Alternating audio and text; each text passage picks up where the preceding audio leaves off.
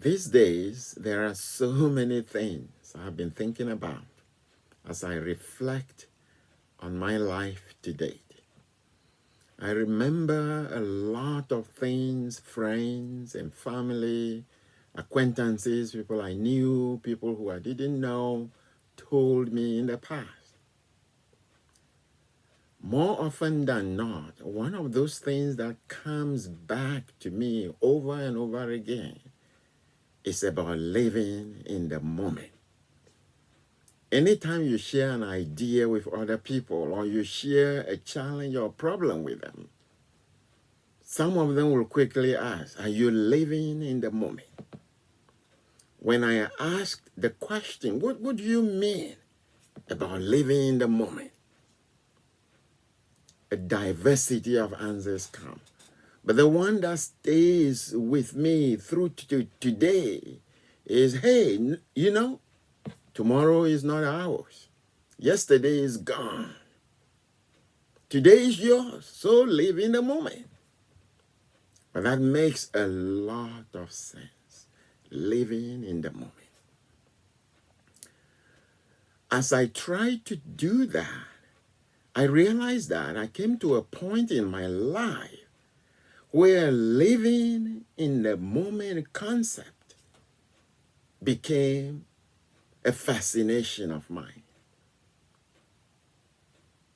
To add insult to injury, it became the source of my tyranny of the urgent. This is urgent, that is urgent, this is urgent, that is urgent. So many different things come. But that train of thought is always live in the moment, live in the moment. I can tell you that the idea of living in a moment is half truth. It's not accurate completely. Because when you look at life, the totality of it is made by three significant things. These are, number one, the lessons you learn from yesterday. Number two, the lessons of today. And number three, what the lessons of tomorrow will be. But the thing is, we don't really know what tomorrow will be like. But we know that what we did yesterday and will do today will impact tomorrow. Ding, the light goes on for me. In my thinking, I have come to believe that good life, a fulfilling life, a life that is satisfying, is lived today by applying the lessons from yesterday and channeling them into today with tomorrow in mind. When we fail to do that, we become like a dog that is chasing his tail and over and over and over and over again until maybe we reach that point where we realize that, hey, wait a minute. You've been here before. There was a story told in the Bible about a man who had two sons. I tell this story very quickly. And one of them, the older one, worked really hard. The younger one worked to a point, and finally one day called Dad and said, Dad, I worked for you for so long. I want my things. I want to go. Dad, sad, but let him go. He went. It didn't take long. He squandered all the resources he got from Dad. And one day he woke up and he looked at himself. He lost everything. He turned into a servant. He was feeding swine. Nothing was working for him.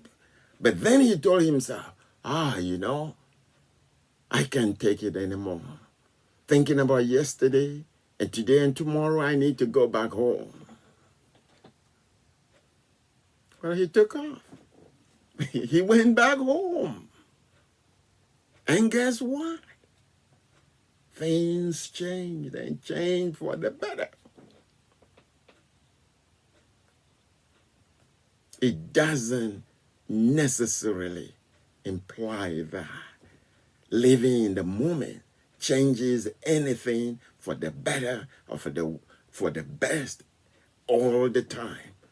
There is some ring of truth to it, but don't live in the moment. But I can tell you, when you live in the moment with yesterday in mind and keeping tomorrow as the next destination right at the forefront, you will indeed get yourself in that frame of mind to be able to prepare for tomorrow. The lesson, don't forget it. Use your learning from yesterday as an input into today with what you desire tomorrow in mind.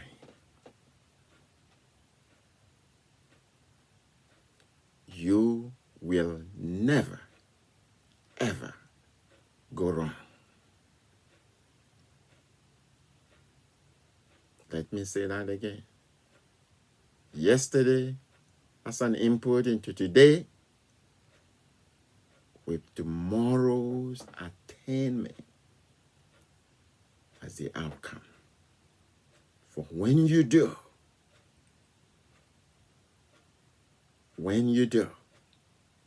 it will become clearer to you that you are the result of what you've been thinking and doing. If you want things to change, you have to change. For if nothing changes, nothing changes. That's a concept from a Vancouver network company called NATO.